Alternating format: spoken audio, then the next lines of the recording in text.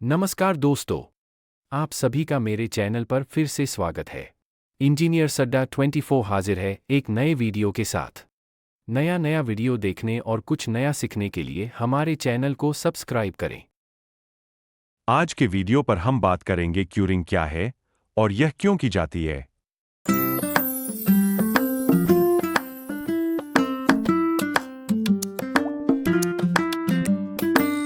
Curing एक प्रक्रिया है जिसमें फ्रेश कंक्रीट को सही नमी, मॉइस्चर और तापमान दिया जाता है ताकि वह धीरे धीरे और मजबूती से जम सके।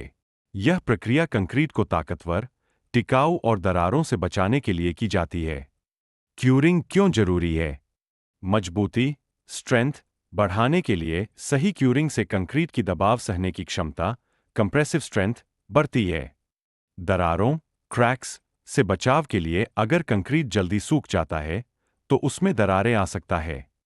टिकाऊपन, ड्यूरेबिलिटी बढ़ाने के लिए नमी बनाए रखने से कंक्रीट लंबे समय तक मजबूत रहता है। सतह की गुणवत्ता सुधारने के लिए बिना क्यूरिंग के कंक्रीट की सतह कमजोर हो सकती है और जल्दी खराब हो सकती है।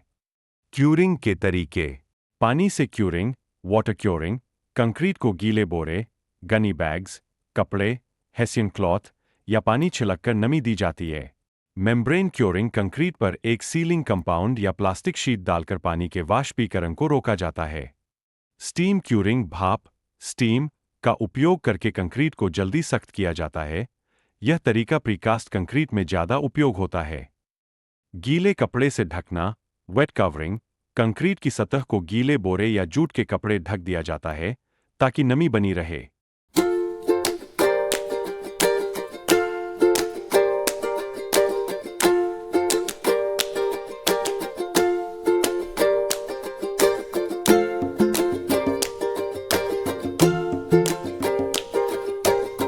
क्यूरिंग कितने दिन तक करनी चाहिए?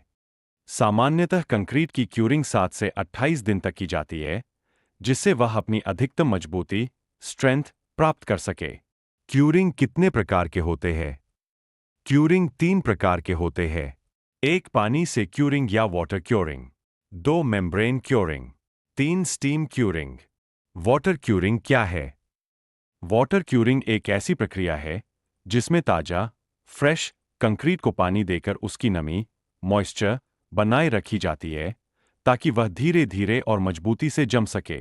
इस प्रक्रिया में कंक्रीट की हाइड्रेशन प्रक्रिया को बनाए रखा जाता है, जिससे उसकी ताकत, स्ट्रेंथ और टिकाऊपन, ड्यूरेबिलिटी बढ़ता है।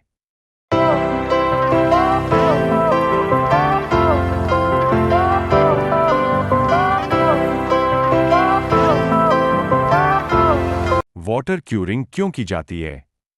कंक्रीट को दरारों से बचाने के लिए अगर कंक्रीट जल्दी सूख जाए तो उसमें श्रिंकेज, क्रैक्स आ सकते हैं। मजबूती, स्ट्रेंथ बढ़ाने के लिए सही क्यूरिंग से कंक्रीट की कंप्रेसिव स्ट्रेंथ बढ़ती है। टिकाऊपन, ड्यूरेबिलिटी सुधारने के लिए पर्याप्त नमी मिलने से कंक्रीट लंबे समय तक मजबूत बना रहता है। धूल, डस्ट और कमजोर सतह से बचाव: अगर कंक्रीट को सही से क्योर नहीं किया गया तो उसकी ऊपरी सतह कमजोर होकर टूट सकती है। वाटर क्यूरिंग के तरीके: पानी छिड़कना, कंक्रीट की सतह पर नियमित अंतराल पर पानी छिड़ककर नमी बनाए रखी जाती है। पॉन्डिंग मेथड, फर्श या सड़क जैसी कंक्रीट सतहों पर पानी रोकने के लिए मिट्टी या बालू से किनारे बनाए जाते हैं और उसमें पानी भरा जाता है।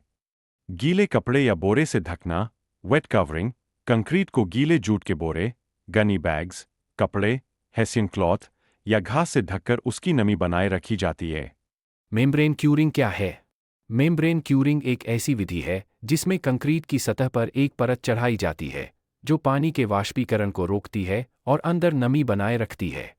यह उन जगहों पर ज्यादा उपयोगी होती है जहां पानी से क्यूरिंग करना मुश्किल होता है।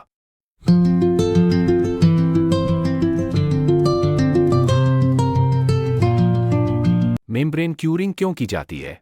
जल्दी सूखने से बचाने के लिए गर्म या शुष्क जलवायु में कंक्रीट तेजी से सूख सकता है, जिससे दरारें आ सकती हैं।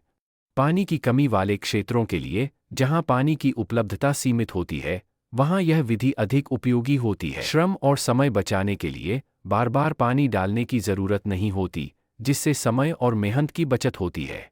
मजबूती, स्ट्रेंथ बढ़ाने के लिए यह कंक्रीट की आंतरिक नमी को बनाए रखता है, जिससे उसकी ताकत बढ़ती है।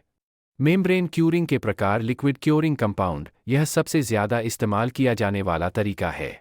इसमें कंक्रीट पर एक खास तरह का केमिकल कंपाउंड स्प्रे या ब्रश से लगाया जाता है, एक पतली झिल्ली फिल्म बना देता है और पानी के वाष्पीकरण को रोकता है।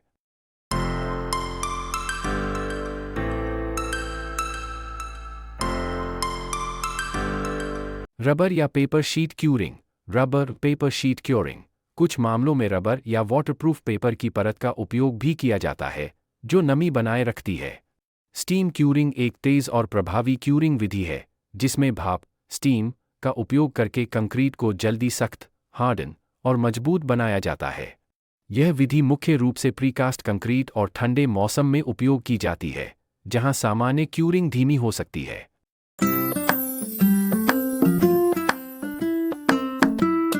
स्टीम क्यूरिंग कैसे की जाती है? कंक्रीट के मॉल्स को एक बंद कक्ष चेंबर में रखा जाता है। इसके बाद उसमें भाप छोड़ी जाती है, जिससे तापमान बढ़ता है और हाइड्रेशन प्रक्रिया तेज करता है, जिससे उसकी मजबूती बढ़ती है। शुरू में तापमान लगभग 50 से 60 डिग्री सेल्सियस रखा जाता है। फिर धीरे धीरे इसे 70 से 80 डिग्री सेल्सियस तक बढ़ाया जाता है। ज़्यादा तापमान से कंक्रीट की गुणवत्ता खराब हो सकती है, इसलिए इसे नियंत्रित तरीके से किया जाता है। भाप के दबाव से curing, high pressure steam curing, autoclaving. कुछ विशेष कंक्रीट उत्पादों, जैसे एएसी ब्लॉक्स, में 120 से 180 डिग्री सेल्सियस तापमान और उच्च दबाव पर भाप दी जाती है। इससे अतिरिक्त मजबूती और जल्दी सेटिंग मिलती है। स्टीम क्यूरिंग कहाँ इस्तेमाल होती है? प्रीकास्ट कंक्रीट इंडस्ट्री, जैसे पुल के बीम, सीमेंट पाइप, स्लैब आदि। एएसी ब्लॉक्स निर्माण, जहां हाई प्रेशर स्टीम क्यूरिंग की जाती है। सर्दियों में कंस्ट्रक्शन प्रोजेक्ट्स, ताकि कंक्रीट जल्दी सेट हो सके।